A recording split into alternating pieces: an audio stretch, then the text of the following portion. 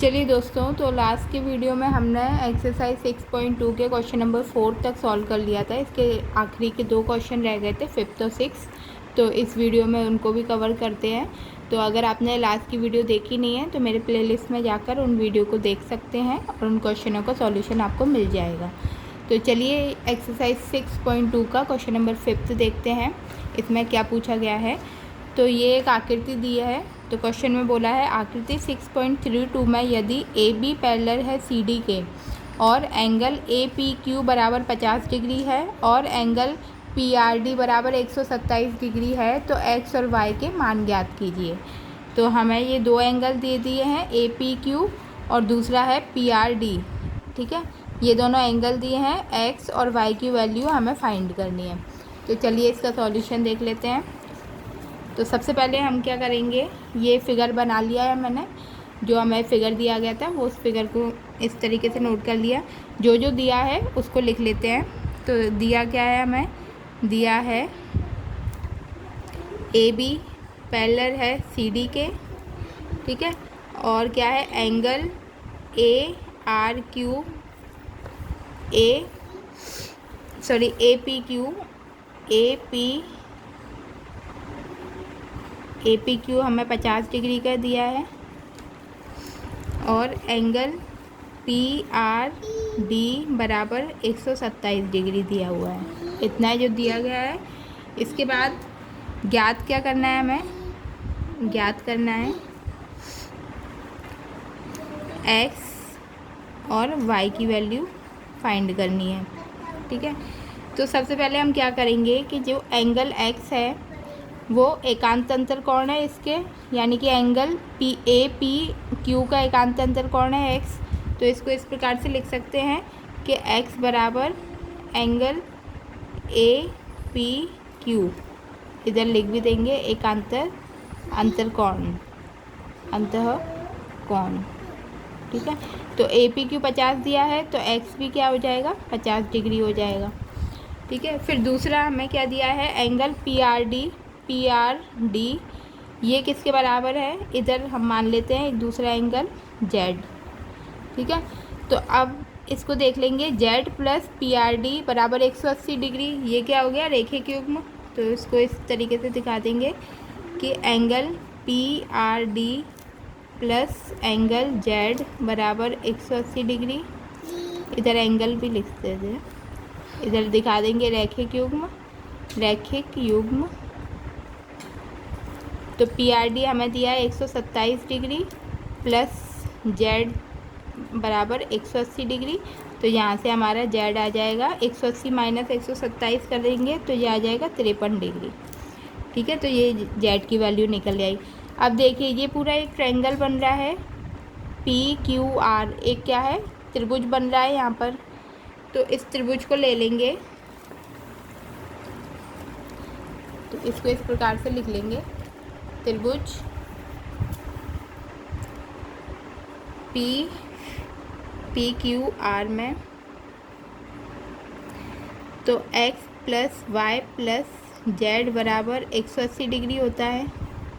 त्रिभुज के तीनों कोणों का योग कितना होता है, 180 डिग्री। त्रिभुज के तीनों कोणों का योग 180 डिग्री होता है। ठीक है, तो हमें एक्स वाई और जेड की वैल्यू पता है, ये 180 के बराबर होगी। सॉरी, वाई निकालनी है यहाँ से। तो एक्स हमने निकाला था 50 degree, Y as it is ही लिख देंगे, और जेड हमने निकाला था 53 डिग्री। तो ये बराबर किसके है, 180 के। 50 प्लस 53 ये हो जाएगा 103 डिग्री बराबर 180 डिग्री। तो यहाँ से एंगल वाई आ जाएगा 180 माइनस 103, तो वाई आ जाएगा हमारा 77 डिग्री। तो इस प्रकार से हमारा ये क्वेश्चन सॉल्व हो जाएगा। एक्स हमने पहले निकाल ही लिया था 50 डिग्री और वाई निकाल लिया हमने 77 डिग्री। तो ये हमारा क्वेश्चन पूरा हुआ। अब आगे का क्वेश्चन नंबर 6 सॉल्व करते हैं। चलिए, तो अभी हमने क्वेश्चन नंबर 5 सॉल्व कर लिया। देखते हैं 6 में क्या पूछा है। तो आकृति 6.33 में PQ और RS दो दर्पण हैं। ये फिगर दिया है, इसमें PQ और RS दो आपस में दर्पण हैं, तो जो एक दूसरे के समांतर रखे हैं, ये दर्पण दोनों एक दूसरे के पैरेलल समांतर रखे हैं।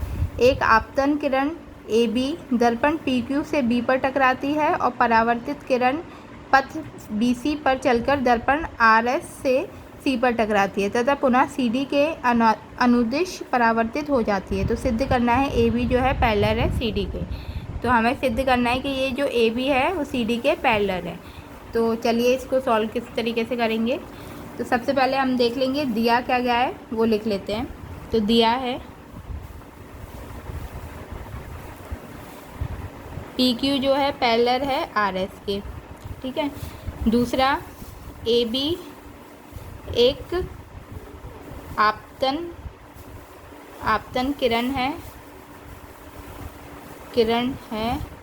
तथा BC परावर्तित किरण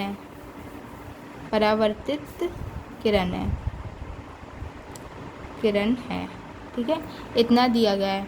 अब सिद्ध क्या करना है, हमें सिद्ध करना है AB जो है पैरेलल है CD के, यह हमें सिद्ध करना है। तो इसमें एक रचना मान लेंगे। तो हमने रचना मानी एक, ये जो B और ये जो C है, इसमें एक अन्य किरण ले लेंगे।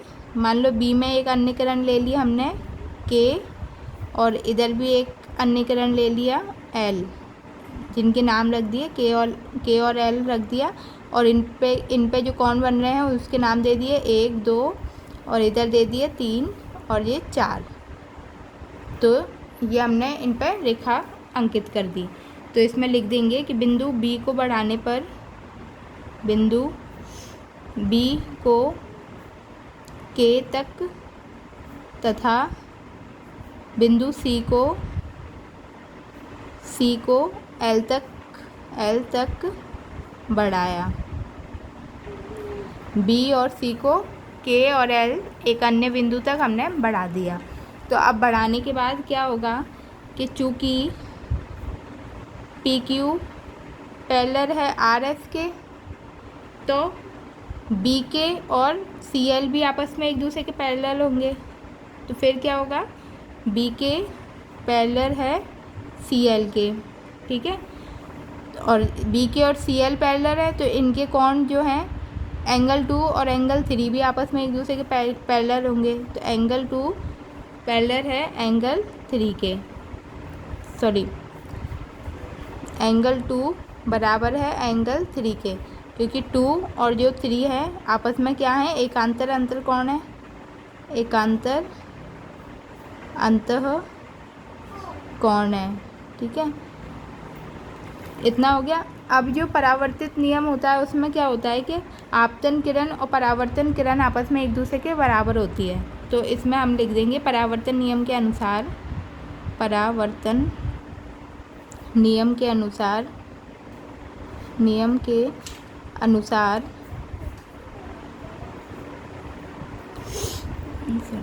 परावर्तन नियम के अनुसार एंगल 1 बराबर एंगल 2 तथा एंगल 3 बराबर एंगल 4। परावर्तन नियम के अनुसार जो एंगल 1 है वो 2 के बराबर होगा और 3 है जो 4 के बराबर होगा। तो अगर ऐसा है तो हमें पहले से पता है कि एंगल 2 जो है वो एंगल 3 के बराबर है। अब दोनों साइड हम 2 ले लेंगे, इस वाली इक्वेशन में दोनों साइड 2 का गुणा कर देंगे, तो ये हो जाएगा 2 एंगल 2 बराबर 2 एंगल 3। तो अब ये 2 एंगल 2 है, तो अगर इसको इस प्रकार से लिख लें एंगल 2 प्लस एंगल 2, क्योंकि 2 है तो 2 को एंगल 2 को 2 बार लिख लिया, बराबर इसी तरह से एंगल 3 को भी 2 बार लिख सकते हैं हम, तभी तो 2 हो जाएगा, आगे लग जाएगा। तो अब ये 2 किसके बराबर हो रहा था, 1 के बराबर, और ये 3 4 के बराबर हो रहा था। तो इधर हम 1 लिख सकते हैं, 2 अपनी जगह पे वैसे ही, 3 अपनी जगह पे वैसे ही, और इस 3 की जगह पे एंगल 4 को लिख लेंगे। तो ये हमारा किसके बराबर बन गया। अब देखिए एंगल 1 और 1 प्लस 2 किसके बराबर, सॉरी ये जो हमारा एंगल है ABC, इसके अंदर क्या आ रहे हैं एंगल 1 और 2, ये ए प्लस बी कर देंगे तभी तो एंगल ए बी सी बन जाएगा। और इसी प्रकार से एंगल 3 4 किसके अंदर है, एंगल बी सी डी के अंदर है। तो बस इसको इस प्रकार से लिख देंगे कि एंगल ए बी सी बराबर एंगल बी सी डी। ठीक है, ये देखिए ये ए बी सी के अंदर क्या है 1 + 2 और बी सी डी के अंदर क्या है 3 + 4। तो बस वही लिख दिया है। तो इस अगर ये ए बी सी बराबर बी सी डी के है तो ए बी पैरेलल हो जाएंगे सी डी के, क्योंकि एकांतर अंतःकोण के अनुसार अंतःकोण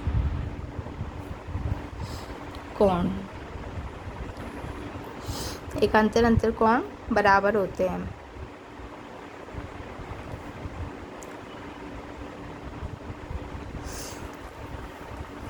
ठीक है, तो इस प्रकार से हमारा ए बी जो है वो सी डी के बराबर होगा।